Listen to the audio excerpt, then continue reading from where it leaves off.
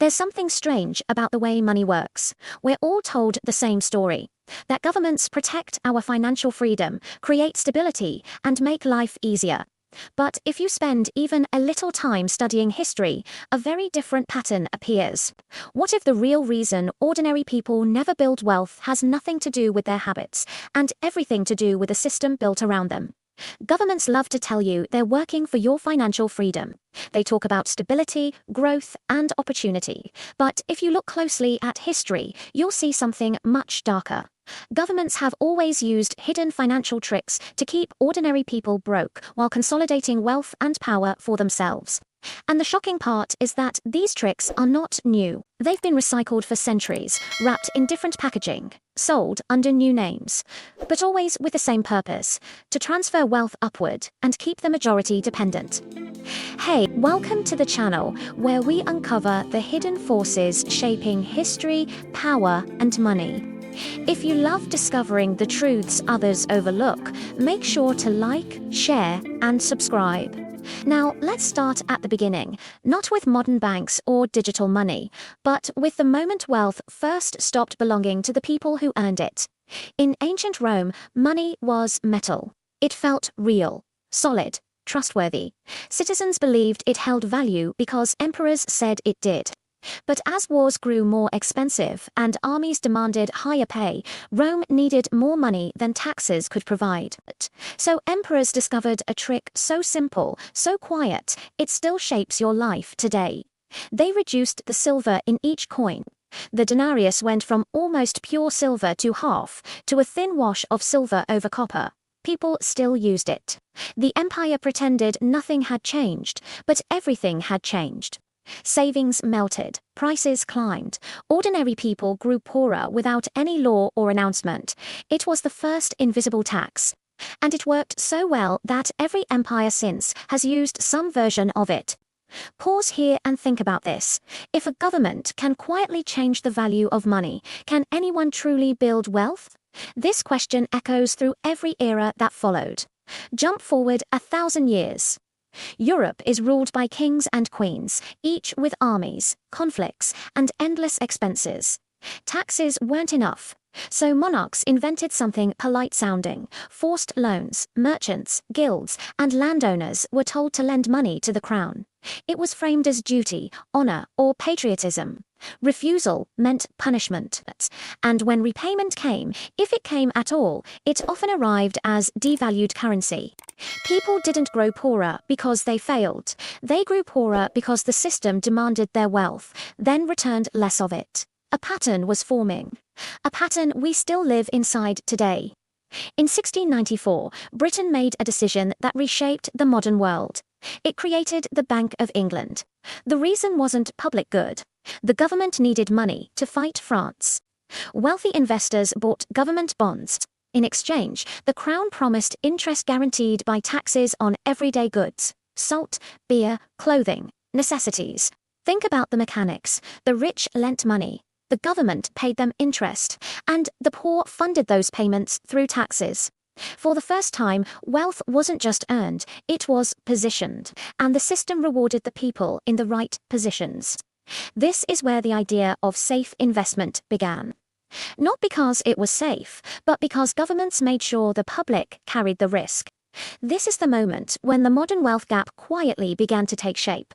Move into the present, and the tricks become smoother, more technical, more hidden under complex language.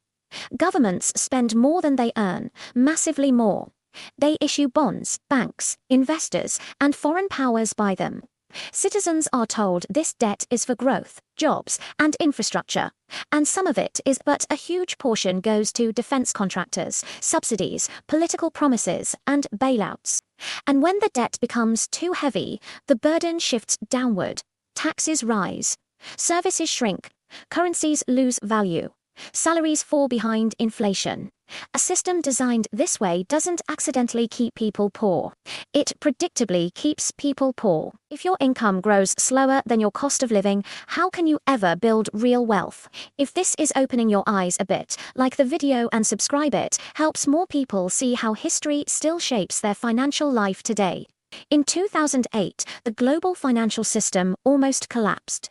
Banks had taken reckless risks, homes were lost, businesses closed, millions lost wealth, jobs, and savings.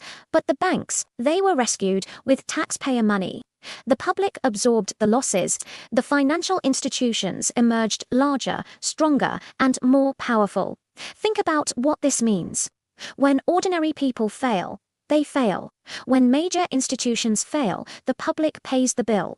This is not opinion, it's structure, and it creates a world where wealth flows upward almost automatically.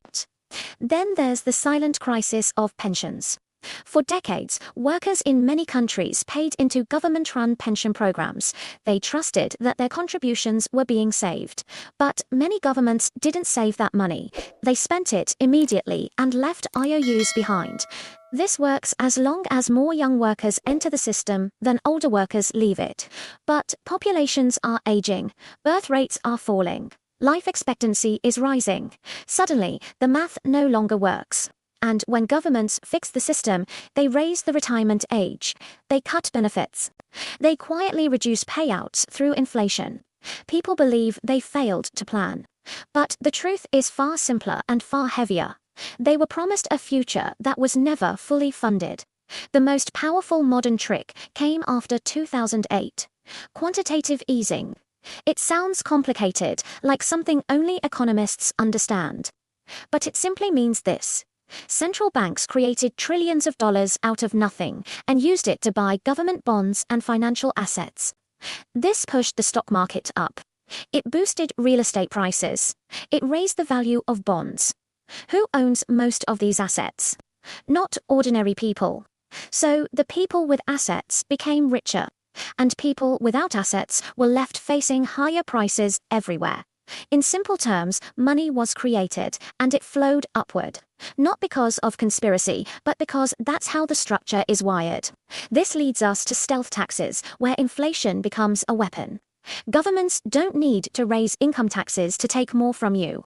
Inflation does the same job. If your salary goes up 4%, but your living costs rise 9%, you feel frustrated, but you don't protest. You think life is simply getting more expensive. But what's actually happening is that your purchasing power, your real wealth, is shrinking. It is hard to understand because complexity hides movement. Tax codes, thousands of pages long. Financial terms filled with acronyms. Budgets layered with jargon. When systems are too complex to follow, most people stop trying, and when they stop trying, wealth can move without resistance. This is the modern version of Rome's debased coins, except now the trick is invisible. So why can't ordinary people build wealth? Because every major financial structure, from inflation to public debt, to regulation, to pensions, to money creation, to war finance, to complexity, pushes wealth upward while pulling opportunity downward. Not through conspiracy, through design. People don't fail because they are irresponsible. People fail because the system quietly absorbs more from them each decade. But here's the part that gives you power.